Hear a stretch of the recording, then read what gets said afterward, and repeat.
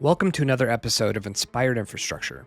Today I'm heading to the Upper West Side of New York City to take a closer look at West 72nd Street, a dense, wide urban street with the potential to be a vibrant multimodal corridor that links Central Park and Riverside Park for people of all ages and abilities. My inspiration comes from a Streetfilms video I found about 72nd Street and Streetopia Upper West Side, an advocacy group of Upper West Siders that want to transform their neighborhood streets, which are currently dominated by cars, to a landscape built around its people, promoting connection, interaction, health, and beauty. Here's a quick excerpt from that video. Streetopia Upper West Side's vision for reimagining West 72nd Street as a place that prioritizes people and connects Central Park and Riverside Park the way it did 125 years ago. The video shows how Streetopia imagines a completely transformed future of this important street. Right now, 72nd Street prioritizes cars, even though the majority of people using the street are walking, biking, and taking transit. And while there's some great diagrams in that video that show a complete street transformation, I wanted to envision this in 3 dimensions using beyond typicals. And before I dive in, if you enjoy learning how streets can be transformed for safety, sustainability, and better connectivity, be sure to like this video and subscribe to Inspired Infrastructure for more episodes like this one. So the first step is to recreate the existing conditions of 72nd Street in Beyond Typicals, which I can then use as a platform for transforming the street, and then also have a reference point to compare the old with the new. That includes building out the 4 vehicular travel lanes, plus a lane of parking on each side, then the curbs and sidewalks outside of that. One of the most crucial points made in that Streetfilms video is Streetopia's breakdown of allocation of street space versus people traveling on 72nd. On this street, 88% of the street width is dedicated to the personal vehicle, while only a quarter of the people there are using one. I then filled out the rest of this initial 72nd Street model with tree pits, light poles, and other street furniture to better represent what's out there today. Creating this existing condition model has always been my first step in considering where to go from here.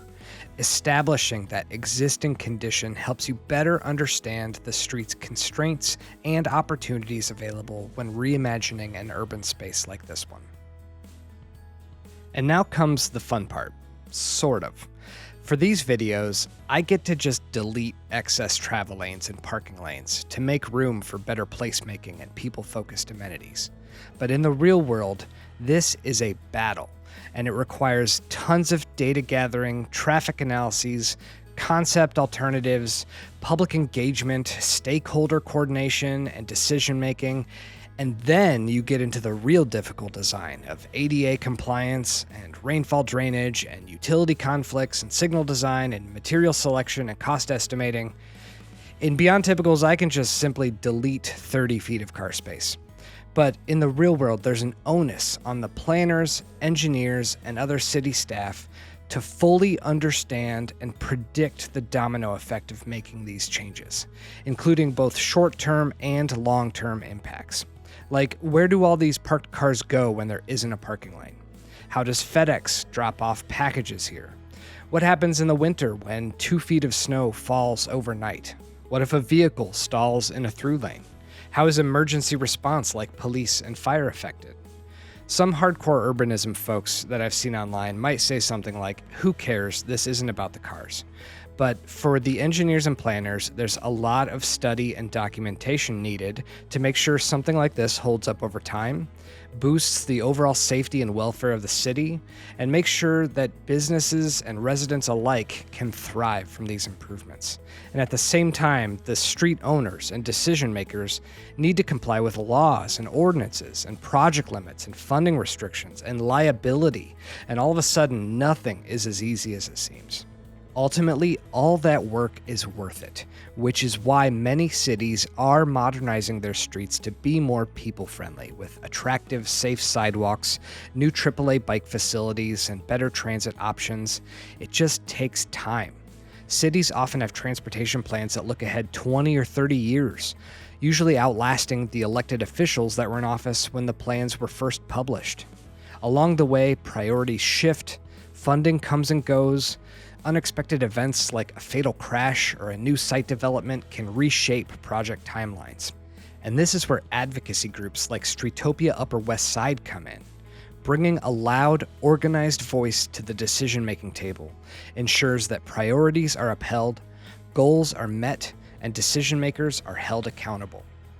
So, aligning with Streetopia's vision for West 72nd Street, I can fill up this new roadside amenity space with things like outdoor seating, trash receptacles, bike parking and bike share, and above and in-ground planter beds.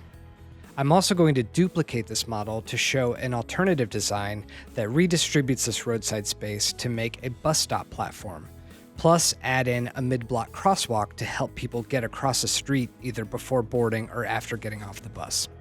With less space in this corridor for cars, the cars and trucks should be moving a lot slower, making a mid-block crossing simpler and safer.